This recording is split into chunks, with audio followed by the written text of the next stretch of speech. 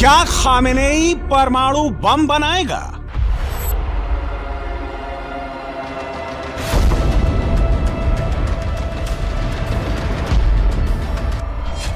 क्या खामेनेई परमाणु के लिए महायुद्ध कराएगा?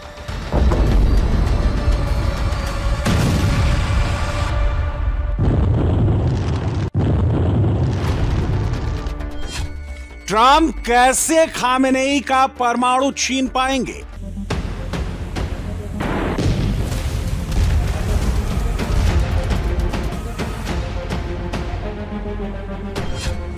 खामेनेई के पास परमाणु बम आ गया तो अमेरिका का क्या होगा? खामेनेई के जखीरे में एटमी मिसाइल आ गई तो इजराइल का क्या होगा? खामेनेई ने परमाणु बम का टेस्ट कर लिया तो सऊदी यूएई क्या करेंगे?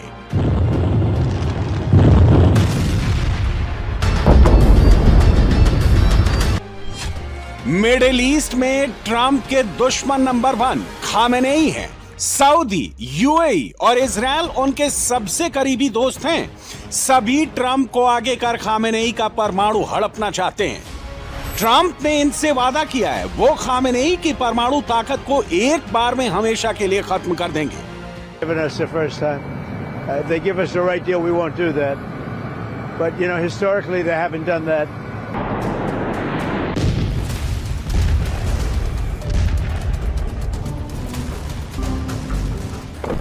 खामेनेई से ट्रंप जो डील मांग रहे हैं वो क्या है? ईरान परमाणु मटेरियल का संवर्धन बंद कर देगा। अगले 3 से 5 साल तक परमाणु मटेरियल का एनरिचमेंट नहीं करेगा। अगर चाहे तो सिर्फ 1.5% संवर्धन कर सकता है। ईरान के पास 60% तक संवर्धित 400 किलो यूरेनियम है, वो हैंडओवर कर दे।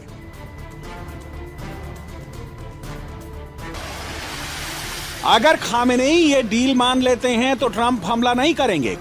खामेनेई ने बिना डरे बेहिचक ट्रंप की डील नामंजूर कर दी है।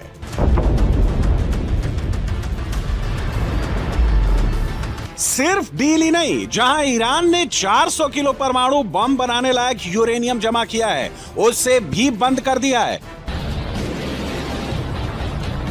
मतलब खामेनेई ने ना सिर्फ डील रद्द की है, अंतर्राष्ट्रीय परमाणु ऊर्जा एजेंसी को भी उस जगह पर जाने का रास्ता बंद कर दिया है। खामेनेई के इस कदम से ट्रंप के होश उड़ गए हैं, नेतन्याहू की नींद उड़ गई है, मिडिल ईस्ट में खलबली मच गई है।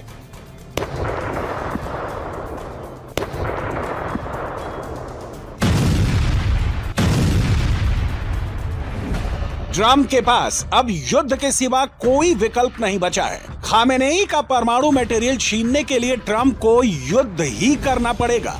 खामेनेई की परमाणु मशीनरी कहां कहां पर है जहां तबाही का एटमी मटेरियल एनरिच किया जाता है। नतांज ईरान का सबसे बड़ा एनरिचमेंट सेंटर है। यहां अंडरग्राउंड यूरेनियम एनरिचमेंट फैसिलिटी है, जहां सेंट्रीफ्यूज के जरिए 60% तक यूरेनियम संवर्धन किया जाता है। नतांज राजधानी तेहरान से 220 किलोमीटर दक्षिण में स्थित है। फोर्डो खामेनेई का सबसे रहस्यमय परमाणु संवर्धन केंद्र है। यह पहाड़ के 80 से 90 मीटर नीचे बना है। इसे खामेनेई का अभेद्य परमाणु किला माना जाता है।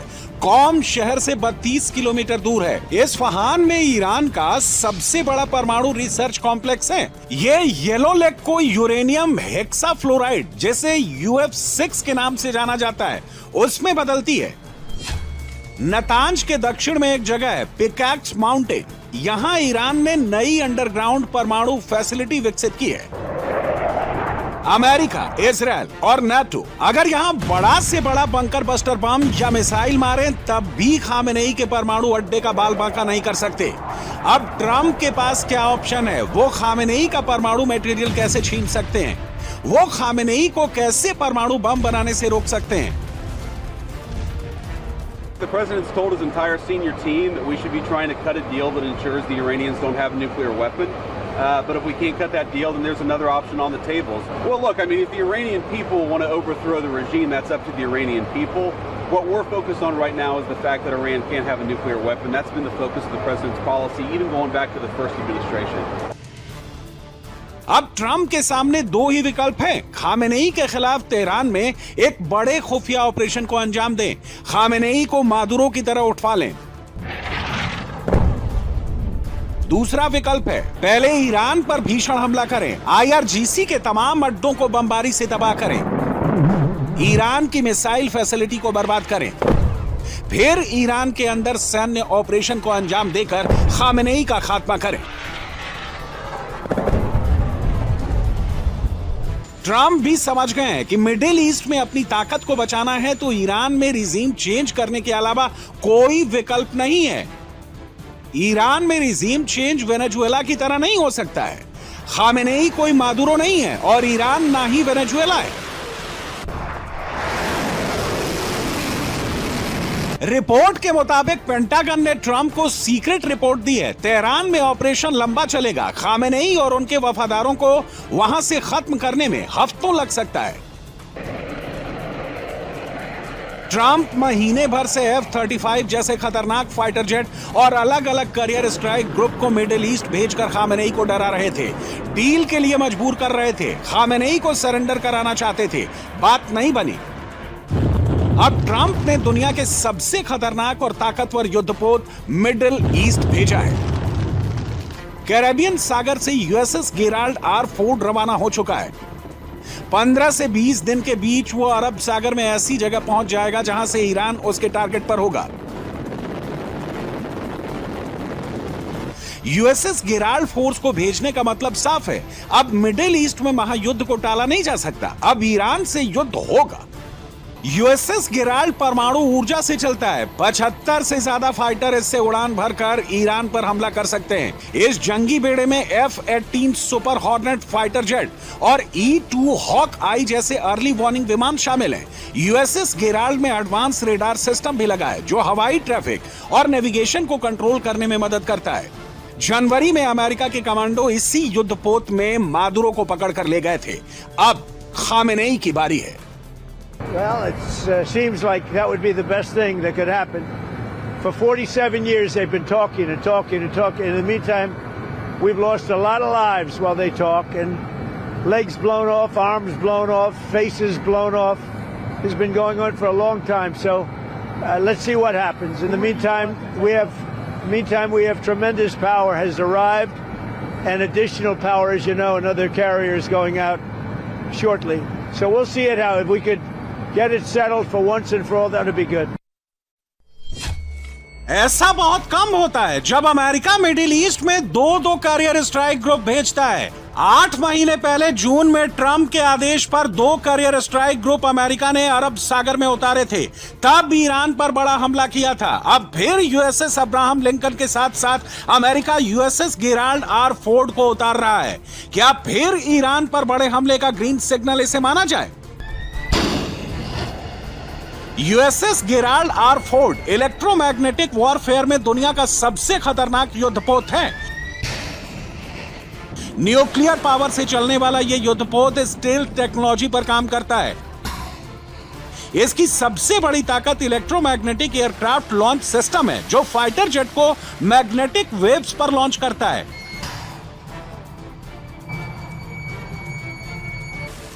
इसमें मौजूद 75 से ज्यादा लड़ाकू विमान कुछ घंटे में ईरान की मिलिट्री पावर को ध्वस्त कर सकते हैं। Trump USS Gerald R. Ford से सीक्रेट वेपन भी तेहरान पर लॉन्च कर सकते हैं। ये वो हथियार हैं जिनके बारे में ना चीन ज्यादा जानता है और ना ही रूस को बहुत ज्यादा जानकारी है। ऐसे में खामेनेई के लिए इनका तोड़ निकालना नामुमकिन है। ट्रंप ने अपने डेल्टा फोर्स कमांडो और एलीट फोर्स को सीक्रेट वेपन डिस्कॉम्बुलेटर इस्तेमाल करने का ग्रीन सिग्नल दे दिया है।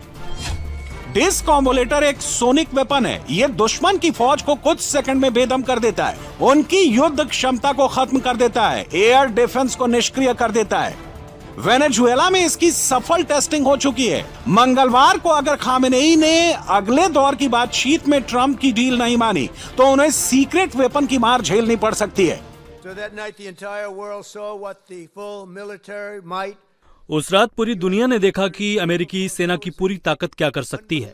वो एक अविश्वसनीय ऑपरेशन था।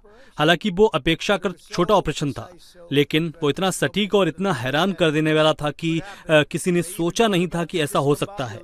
वे तो डिस्कंवाउलेटर की भी बात करते हैं, क्योंकि एक भी गोली नहीं चली, रूसी उपकरण काम नहीं आए, चीनी उपकरण भी काम नहीं आए। हर कोई ये समझने की कोशिश कर रहा है कि वे काम क्यों नहीं कर पाए। एक दिन आपको इसका कारण पता चल जाएगा, लेकिन वे काम नहीं किए। जब आप अंदर जाकर कार्रवाई करें और आप पर गोलीबारी ना हो, तो ये एक अच्छी बात होती है। But it didn't work. It's nice when you can fly in and not get shot at. Iran मंगलवार को फिर परमाणु के मुद्दे पर अमेरिका से बातचीत करेगा। ईरान ने साफ कह दिया है कि वो ट्रंप की मांगों के आगे सरेंडर नहीं करेगा।